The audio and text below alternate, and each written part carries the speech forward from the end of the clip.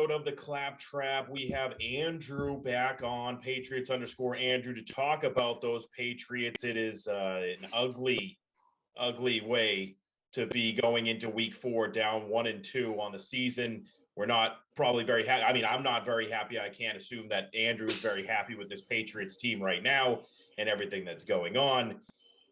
So we got to get into this. First of all, I just want to say thank you for coming back on, Andrew. And secondly, what would you say was your biggest takeaway from this loss to the Baltimore Ravens?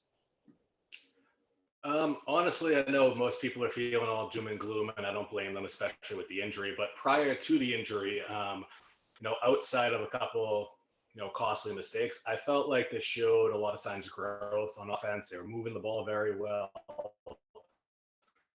I think they're like 10th in yards, like 25th in points. So there's obviously disparity there, and they need to clean a few things up. But I think they've looked a little bit better each week as it's gone on, and that's really all you can ask for in a rebuild. Obviously, with the injury, that's going to potentially set them back quite a bit. Yeah, I mean, anytime you got your quarterback injured, no matter who you are, I guess other than the 49ers, most people don't have a good backup plan. So it's going to be tough no matter how many games he's out. But yeah, I agree. They're getting better. I like that they were able to compete with a higher level team and actually show that they were able to hang with them at certain points of this game. I mean, up until halftime, you thought it was anybody's game in this one. So obviously the adjustments were made in the second half, and then things went downhill for the Patriots from there. Obviously, giving up 17 points in the third quarter, all the turnovers and everything that happened, that's not going to win you any football game. So frustrating from that side of things. But yes, I think there's some good stuff to build off of. Obviously, the Mac Jones injury is going to, hold that for a little bit, but some good things, definitely a lot of bad things. But sticking with the good things to just start things off, if you had to pick out an offensive MVP, I think that there's a pretty clear one here, but I don't know if you got any surprises for us. Who would be your offensive MVP for the Patriots in this game?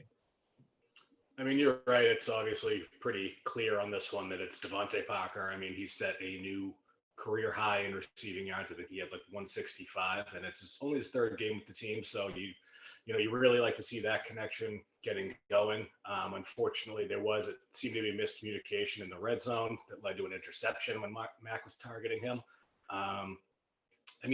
Outside of that, Ramondre Stevenson had a really good day, kind of flew under the radar a little bit, but he was, efficient and, gained some really tough yards where it just, it seemed like the Baltimore defenders kind of had him dead to rights, and he kind of turned nothing into something there. So definitely have to give him his credit where it's due, where it's not maybe quite as obvious to people as it was with Devontae Parker. Yeah, Devontae's the easy one, like I said, or like you said. There was that miscommunication in the end zone, and I think that is still something that they're working on. Obviously, able to get the communication down between those two. That's going to be a big thing because that is technically our number one wide receiver, regardless of how you think about him as a player. Whether you think he's a number 2 receiver more often, which he probably is, he's still supposed to be our number 1 guy. That's what you brought him in here to be. So they got to get on the same page there. I think you nailed it, though. But I'll actually say it was more of the offensive line overall, especially in run situations. I think that they did a great job. So obviously Ramondre did a great job breaking tackles, doing things. But I think that there was a lot of situations. Cole Strange had some good movement in the offensive line. You had guys going.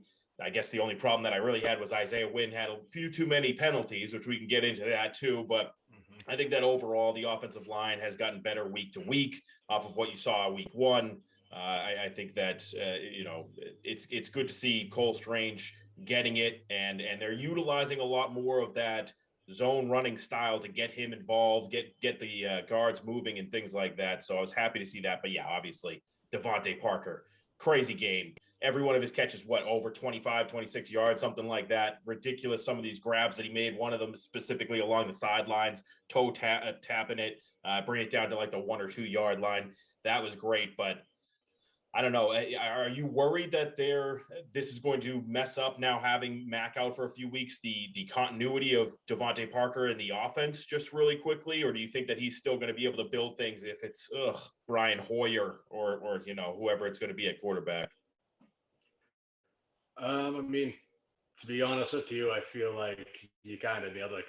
Brian Hoyer. That's the reality of what it is. Like, you know, as far as I'm concerned, Brian Hoyer retired in 2020 after that that red zone mishap when he stepped in Yep. for Cam in Week 4 against the Kansas City Chiefs. That's Mm-hmm. you know he's a player coach. That's honestly what he is. He's not going to come in there and win you games down the stretch. Not by any means. All we can really hope for is that the offense, like, is from a system and scheme standpoint, continues to gel, and the receivers get a little more comfortable. The offensive line gets a little more comfortable, but you know, Hoyer is known to definitely chuck up some deep balls. We saw him hit N'Keal Harry a couple times last year in garbage time.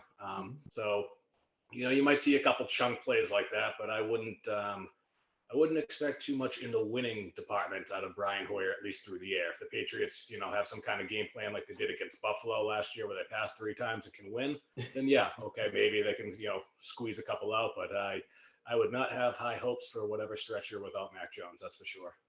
Yeah, I think that for him, it's going to be a lot of just don't lose us the game. Don't. We're not expecting you to go win the game. Just don't lose us the game, and then that'll be enough. Be a game manager on that side of things. So we'll see. I don't know. It feels like though you just had Devontae Parker starting to figure things out, and then Mac goes down right when that happens. That's frustrating, just because you want that connection to work.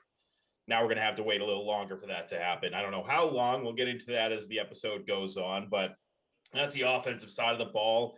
And though the defense did give up 37 points, there was times that they looked good in this one.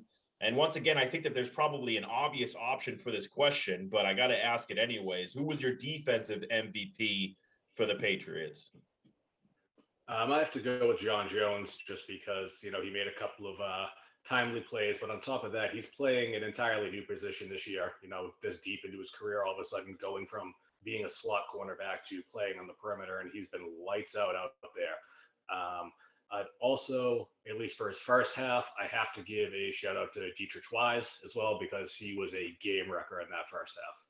Yeah, I mean, I get that's kind of the one I was thinking was a little more of the go-to option. Dietrich Wise, 3 sacks in the game. He also had another tackle for loss, I believe, as well. So great job by him overall. But like you said, it was all first half. So in the second half, he basically disappeared. I think he only had 1 tackle the rest of the way. That was frustrating to not see that. But I get that they were going to kind of, once you saw how much pressure he was getting, they started almost attacking him specifically, getting him into trap situations, allowing him to get upfield, and then all of a sudden you have Lamar scooting out one way or the other, or a little dump down on his side. Those kind of things kind of took Dietrich out of the game with adjustments in the second half. But I would still give it to him just for how much he was able to keep us in the game in the first half. If it wasn't for him, you're not even in it in that first half. A lot of those situations could have been a lot different. But Jonathan Jones, as you said, great job by him. He obviously had the interception on just an absolutely terrible ball by Lamar Jackson, to be honest, to Bateman, completely underthrew him. And then you had that strip, that forced fumble, which, if we're being honest, I would kind of go back and look at that one again and say, hey, that probably, if it was the Patriots, if it was flipped around, I would have been screaming that was an incomplete pass. But so I don't know. Did you feel the same way on that one, or do you think that was a fumble, a forced fumble? I mean, every week it's going to be something different with the rules when it comes to fumbles. I mean, we kind of saw that last night in the True. Cowboys and Giants game. But I think it's one of those ones where just whatever was called in the field was probably going to stand, just because I don't think it was really conclusive either way. They seem to this year, I feel like, be calling more of those things fumbles and interceptions on the field, and then just going back and reviewing it afterwards. So obviously there's some good and bad to it, that it's kind of lenient towards the, hey, it's an interception, hey, it's a fumble kind of side, just so they have the ability to review it without, a coach's challenge or anything like that. But yeah, I felt like it was just close enough to where whatever was called was going to stand. Yeah, a lot of time they're going to do that too. It's just easier overall for them to just not have to worry about, going back and changing such a quick bang type of call there. But like I said, personally, if the tables were turned, I would have been screaming it was an incomplete pass. So I got to stick with that and be true to it and be objective. That's how I felt in this situation. But overall, great job by Jonathan Jones. Like you said, going to a new position, going from that slot to outside, and being able to hold his own. Now, that's the good sides, but it was a loss. So there was obviously a lot of negatives too. Is there anyone that specifically stood out to you from a negative standpoint in this game for the Patriots? I mean, you kind of already hit the nail on the head with Isaiah Wynn, just the penalties. He's got to clean those up. It's just becoming too consistent of a thing. Outside of that, I mean, obviously Nelson Aguilar with the fumble, that was kind of a killer. You know, yeah, just when he seemed like he was finally making some momentum, he has a play like that. But I don't think there's really too many people to pick on specifically.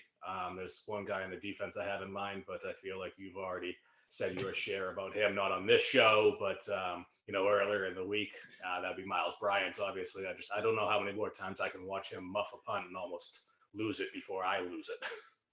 Brutal, man. It's brutal. And we were going, on Twitter talking about it too. Marcus Jones needs to be the guy going forward that should be all kick returning situations. Miles Bryant, once again, even though he only had 22 snaps, which was very good for me, you bring down his percentage to 32% of the defensive snaps or something like that. They obviously saw that the kid needs to get benched in certain situations. He was still out there for that muff punt right away, which it's like, oh, this is still going to happen every single week. We're just going to keep rolling Miles Bryant out there. He's going to look for the football in the air and panic and then muff the thing. I don't understand what we're doing here. So that's obviously got me triggered. But also he was in there for the Duvernay touchdown catch as well. He was covering Duvernay there, which, don't get me wrong, it was like the perfect throw and the perfect catch, and he just barely got his feet in. What are you supposed to do as a defensive player? But of course it was Miles Bryant who was the one defending in that situation, and Duvernay is able to just go up over the smaller defensive player in that situation. So yeah, I don't know. 22 snaps. I'm happy that they brought him down the amount that he was going in, because he was going out there as one of the top 3 snap getters on the defense as little Miles Bryant. What are we doing here? So yeah, I was frustrated with him. Like you said, though, Isaiah Wynn, some major penalties that it felt like they ruined drives at different points. I know that one of them, this holding, there was a play where I think it was Hunter Henry got blown up anyways. It was a run play. They were going to lose 2 yards either way. But then on top of it, Isaiah Wynn was also holding the guy. So it brought him back even further. Situations like that you just can't get out of when you're playing against a high-powered offensive team like the Ravens. You can't mess up when you get opportunities. And they did it constantly. So I was frustrated with that.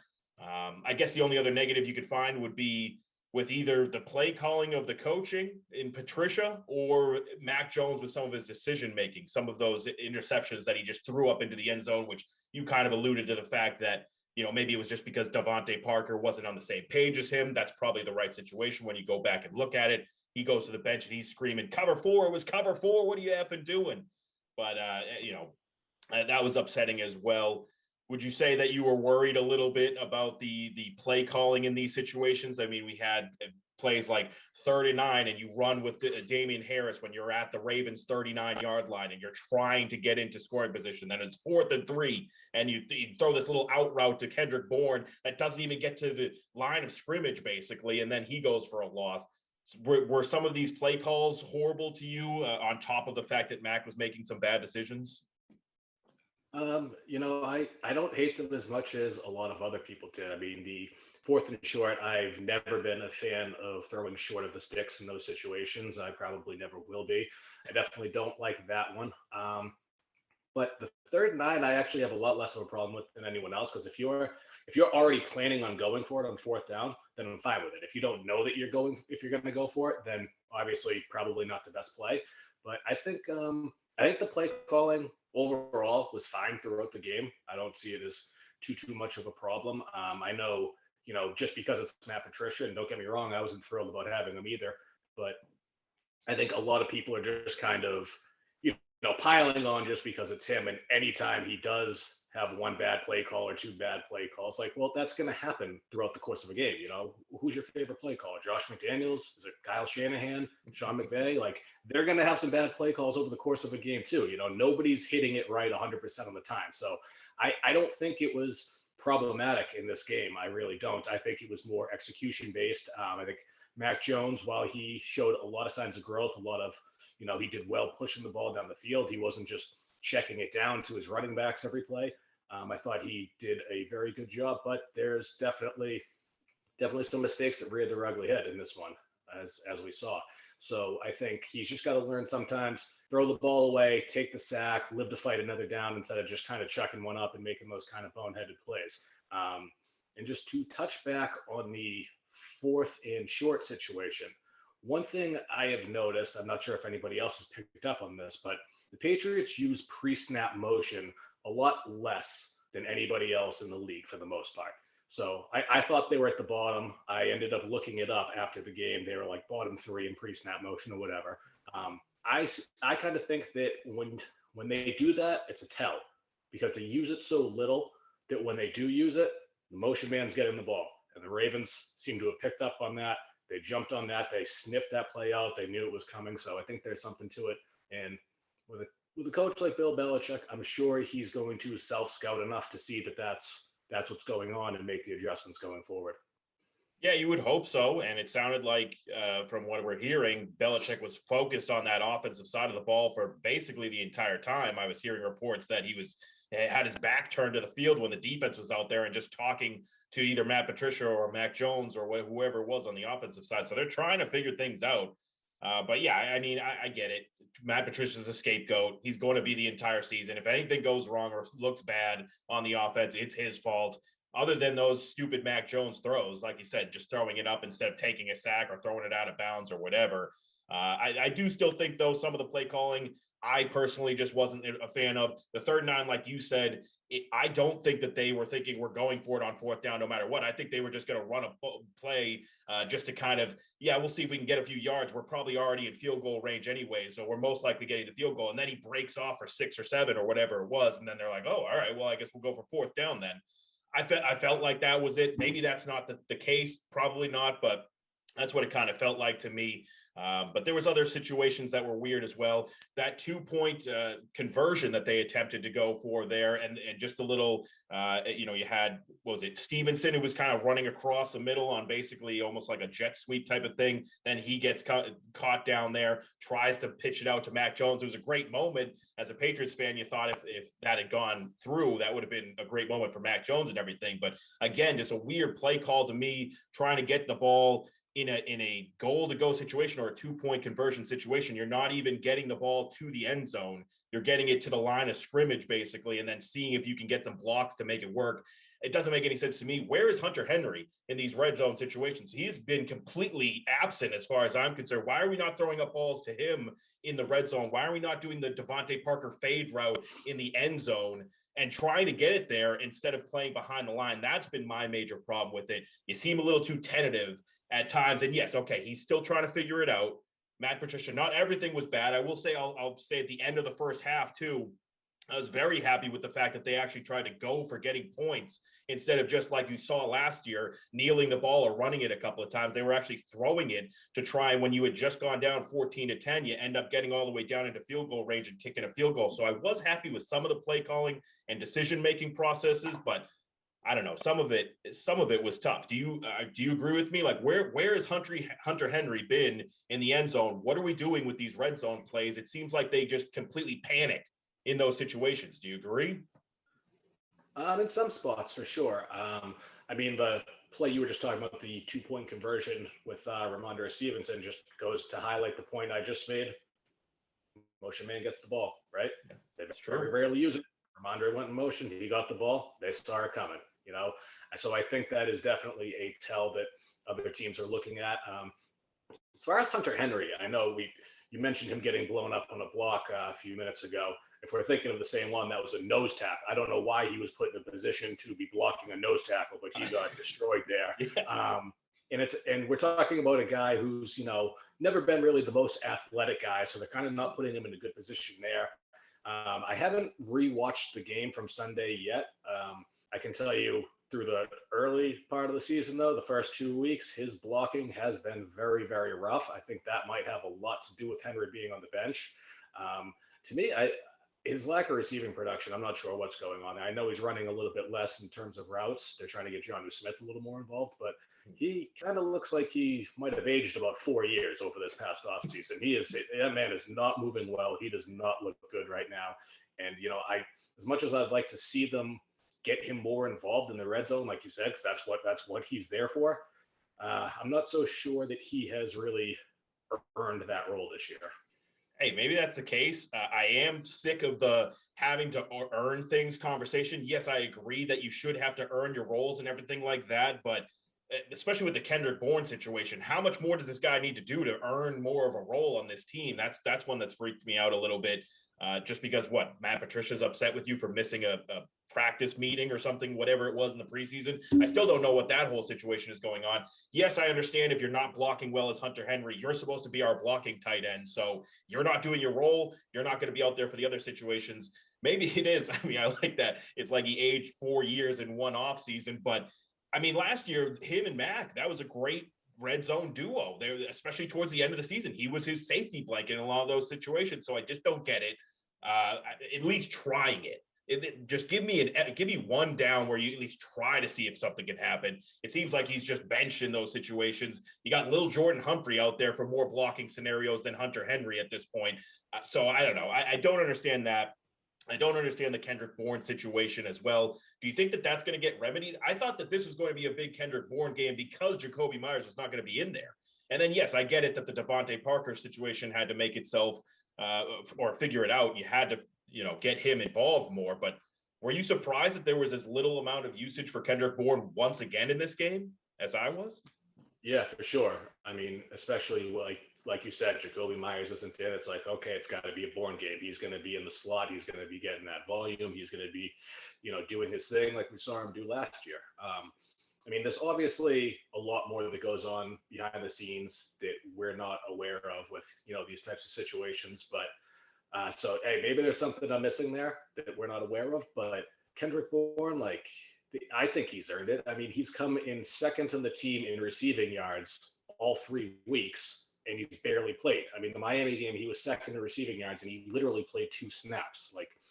I don't know what the deal is there. And I will say, from Patricia's Detroit Lions days, we've seen he has not known to have very good relationships with a lot of his players. A lot of his young players in Detroit became significantly better immediately after he left. And I wonder, I know he seems to be the type of guy who holds grudges, and it's hey, maybe we need to pull him aside and be like, hey, look, man, you're not accomplished enough to be having a doghouse to be, keeping good productive players off the field because they stepped on your toes. I mean, hey, don't get me wrong. I'm a grudge guy too. I love a good grudge. We all do when we can and when it makes sense. But if this situation is because of either him not making your practice meeting in the preseason and you're still holding a grudge because of that, or if it's because he's not giving as much effort now because his role is less in the practices, I get that. And I do hate that. And I still think, once again, that's on Kendrick Bourne. You still have to go out there and give your effort in practice to earn your role on the field. But if it's something else, if he's just trying to make it be known that, hey, you can't mess with Patricia, he's a real coach, he's got to take a stand here or there on these players, then he needs to be muzzled. Patricia needs to be stopped when it comes to that kind of a decision-making process. He shouldn't be the one putting players in the doghouse. And if you're going to do it to somebody else. Do it to somebody who's like a good locker room presence or something like that, but isn't as important as a Kendrick Bourne is as a safety blanket for your young quarterback. I mean, he had 18 snaps in this game. Kendrick Bourne, 18 snaps, 5 targets, 4 catches for 54 yards. You had little Jordan Humphrey in there for 54 snaps for 82% of the snaps. He had 1 target, missed it. I don't understand. He can't be that good at block. As much as I love little Jordan Humphrey and his name and all that kind of stuff, he can't be that good at blocking that he's more valuable to your team than Kendrick Bourne, who can clearly get open, knows your offense better than some of these other wide receivers, and is going to give you production. I don't understand it. It's going to be the biggest head scratcher going forward. And yes, we're going to nitpick everything that Matt Patricia does, but this is one that just makes no sense to me. So I don't know. It's with the new coaching and everything like that, it makes everything harder. They're trying to establish themselves once again in roles. We're trying to continue to progress this team forward. So putting the Mac Jones injury aside for a second, I do want to ask you, should we be worried at all about Mac Jones and his progression in year 2 with this team? based on the things that we've seen with the coaching, and now obviously he's had a lot of interceptions and things like that. Should we be worried at all, in your opinion, about his growth from year one to year two? I mean, I don't want to go as far as to say worried, like I'm not hitting the panic button by any means. But he does, as far as his processing, decision making, and just overall feeling comfortable in the pocket, he does seem to have taken a step back from last year. But I mean, it's a new system, it's a new offensive coordinator, and it was, we're 3 games into it. So progression is obviously not always linear. Sometimes it's, take 2 steps forward, 1 step back type of thing. The injury, I guess, for me, is the bigger concern than anything, because, when you're building momentum, especially in year 2, it's such a crucial year for players, especially quarterbacks, that, if it's going to be the 6 to 8 week timetable that, a lot of people are alluding to, I actually don't think it'll be that long. Unless Mac wants to be super cautious. I think a lot of it depends on how well the Patriots do during the first 4 or 5 games that he's out. But I'm not hitting the panic button on him by any means.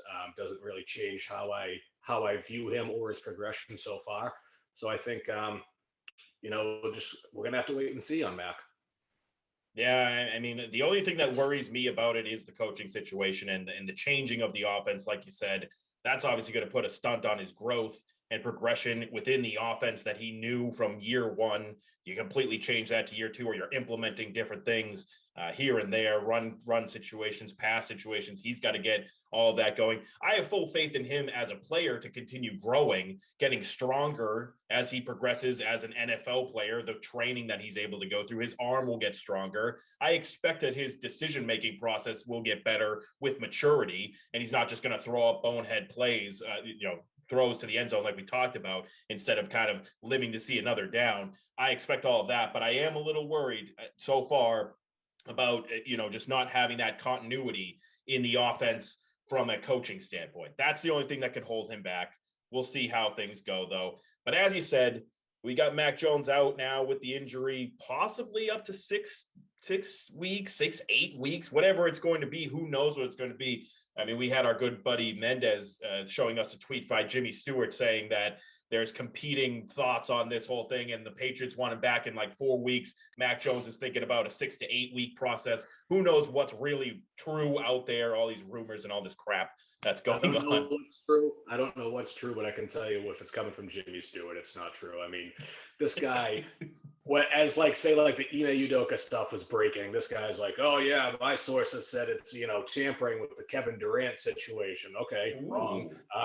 During the Celtics playoff runs, he's like, oh yeah, a couple Heat guys that got COVID, got it from an impeccable source. Wrong. So it's like, all right, man, like you're either kind of making stuff up, throwing stuff against the wall to see what sticks, or like your sources aren't that good. So I don't put much stock into anything that Jimmy Stewart has to say. No. Fair. I mean, it does make good radio fodder. He's on 98.5 Sports Hub, so they got to be able to talk about things, right? And we get to talk about it now, too. So it gave me a little bit of something to talk about. But otherwise, yeah, I don't trust his sources or whoever he's got going on over there or what he's saying. But this team does need a quarterback. And we've already made our sighs, our moans of frustration about who it most likely would be. But who do you want quarterbacking the Patriots during this time period where Mac Jones is going to miss time? I don't know if it's going to be 2 weeks, 4 weeks, 6 weeks, 8 weeks, whatever it's going to be. Who do you want quarterbacking this Patriots team? I mean, it doesn't make for good, good radio talk. But honestly, I don't really care. I don't. I don't see either one of them really changing the outlook. Like, oh man, if you start Zappy, like he's gonna win 2 more games than Hoyer, or Hoyer's gonna win you they're gonna be winning games in spite of the quarterback, regardless of who's under center at this point. So to me, I honestly don't think it matters a ton. I mean, you might get a little bit somebody who's maybe knows what Bill wants a little more out of Hoyer, but at the same time, out of the rookie, maybe you just see what you have, and hey, if he looks halfway decent, maybe you flip him for a mid-round pick in the offseason. I don't know. I mean, it's neither option is good. So like, it's just, I don't know. Yeah, I really don't have much of an answer to it. It's a terrible thing, terrible question I gave us here to answer. But yeah, I guess I would trust Hoyer more than the rookie to at least hold on to the ball and understand I'm not here to win a game. I'm just here to, get out there and not lose it. Basically, like you said, don't lose the game, just manage it and go through it. But I don't know. Why don't we just go out there and do something crazy and go and get somebody? Now, this is not going to happen, and I don't actually really want it to happen. But why not go out and get something crazy like? Don't you say it? Don't you say it? Cam Newton to come in here and just run the offense, right? He can at least run the ball. He's a big body. We can get him out there, move the running game again, dumb down the offense. Why not? He's sitting out there in the free agent land, not doing anything. I mean, on one hand, I understand the logics. It's like, hey, he just through like the ability to run the ball and those types of packages, he had 7 wins with a worse team than the team currently is now. And the running backs, having not only just Damian Harris, a couple of years more experience, but also Ramondre Stevenson. I mean, there is a little bit of an enticing role there. But what do you do when Matt comes back? And when you have Cam, do you just cut Cam? He can't go back to a backup role. He won't do it. Peace out. See you later, Cam. We don't need you anymore. We're back to Mac Jones as soon as we bring you in. Like I thought the first time around, you just ring out whatever you have left with Cam Newton, run him through a wall every single play. I don't care. Then when Mac Jones comes back, you get him out on the field. Obviously, they're not going to do this, but I would say that I would trust Cam Newton's running ability more than anything you're going to get from Hoyer or Bailey Zappi. So at least you could add something to the offense if you brought Cam Newton back in there. They're not going to do it. But I don't know. I just thought it would be funny to talk about real quick. So yeah, you knew you were getting a rise out of me, but your logic is pretty sound on that. I do think he offers, a whole different element with his legs that might, you might be able to squeak out an extra win based off it. But like you said, there's no way they're going to do it. No, not a chance. Not going to happen. It's going to be Hoyer, and hopefully he can, like we said, just not lose you a game. That's all we want. Keep your head. If you get in the red zone, don't run around like a chicken with his head cut off kind of stuff there. Don't be a bozo. Just do the easy play. Run the ball every time. I don't care. Just run the ball every single time. I'm changing my mind. I'm out on Hoyer. Give me the kid. I just had a flashback to that Chiefs game, and I'm like, oh yeah, I'm out. I'm totally out on the Hoyer thing. Just from the kid, at least he has a big arm. He can really push the ball downfield. So just from a pure entertainment factor, give me him. The unknown of, oh hey, maybe he has something. No, he probably doesn't. But at least we know exactly what we have in Hoyer, and what I know I have in Hoyer, I am out on. So just, give me the kid so I can, have the allure of the unknown, I guess. I like it. There you go. That's what we like to hear. Go with something crazy. See what can happen. But we do have a big game coming up against the Packers. We're 1-2 right now, going into a road game against the Packers team that only scored 14 points, but it was against a Bucs defense that is very good. So who knows what they're going to be able to do against this Patriots. How do you think the Patriots could beat a Packers team if there's any shot for them? How would they do it? I think it would have to be really slowing the game down. Just bleeding out the clock, keeping Aaron Rodgers off the field with the run game. And when you get down across midfield, not even in red zone, but just literally across midfield, you have to come away with points every single time. Doesn't necessarily have to be a touchdown, but you at least have to get close enough for Nick Folk to get 3. And I know he doesn't have much of a leg these days, pretty much he's got to stay for the most part under 50, 52. But if you can get him there, he's been money. So I think that would be the big key for them. And, just don't get behind early, because they're already not a team that's built to come from behind. They certainly wouldn't be able to do it against Aaron Rodgers and the Packers. Yep, just get over midfield, get all those field goals, win this game 15-14 or something ridiculous like that. I don't even care what it is. It's going to have to be a huge defensive performance, the best defensive performance they've had all season. I think it is still Aaron Rodgers. I don't care what his weapons are. I know that they're trash, but he's still able to do whatever he needs to do to score points on any team. So heavy run game, big defensive game plan. We'll see how things go. I don't have the greatest thoughts on it. I don't think they're going to win the game, but I think that they could be in the game. That's all I really care about with that one. But just before I let you go here, we are getting towards the end of the episode here, but I just got to ask, at this point now, 1-2, Mac Jones, we don't know how things are going to go. Do you have any confidence on like a 1 to 10 scale? What if you had to give it a number? Do you have any confidence as the Patriots as a playoff team at all? What would your number be in your confidence for them to be able to still get to the playoffs somehow? I think I would probably go with a 3, maybe a 4. That's really not based off of what I expect the Patriots to do over this stretch. It's actually how little faith I have in a lot of the other AFC teams. A lot of them are underperforming. Um, you know, you've seen the Bengals get off to a rough start. I do think that they're going to correct course and Right. kind of start dominating the rest of the way through. You have the Bills. The AFC South has been pretty bad. You know, the Colts, Titans, both taking a step back this year. AFC West, also the same thing. Raiders are 0-3. Broncos look god awful. Chargers have a stacked roster, but they seem to be falling apart with injuries. It's always something with them. So I think the Patriots, they definitely have an outside shot at still making the playoffs. Not so much because of how good of a team they are, but just kind of how much everybody else in the AFC is underperforming for the most part. Yeah. All right. I like that. I'm going with a 2. I guess I don't have a lot of confidence. I'm so worried about this Mac Jones injury. I don't know how things are going to go. Some of these teams that look like they were cupcakes going into the schedule are not that anymore. It seems like teams like the Lions are going to be in our way, and I don't know how we're going to stack up against them. They've been hot lately. So I don't know what this team is going to be able to do. I don't have a lot of confidence in them, but if I did have any confidence, it's in the fact that, like you said, all these other teams are kind of floundering in certain situations. So we'll see what they end up being. Injuries can happen. We just saw that with Mac Jones. You don't know how things are going to go, but give me a 2 out of 10 chance that the Patriots are going to make this playoff run. You're at a 2. I'm at a 3. We'll revisit this in a couple of weeks. See if we're both that. Hopefully we're climbing a little bit. Maybe you're at a 3. I'm at a 4. But I like that. I feel we might go the other way too. We'll see. Might be the case. Well, thank you as always, Andrew. We appreciate it, and we'll have you on again soon to talk more about these Patriots. Awesome. Thanks for having me. It's always a pleasure.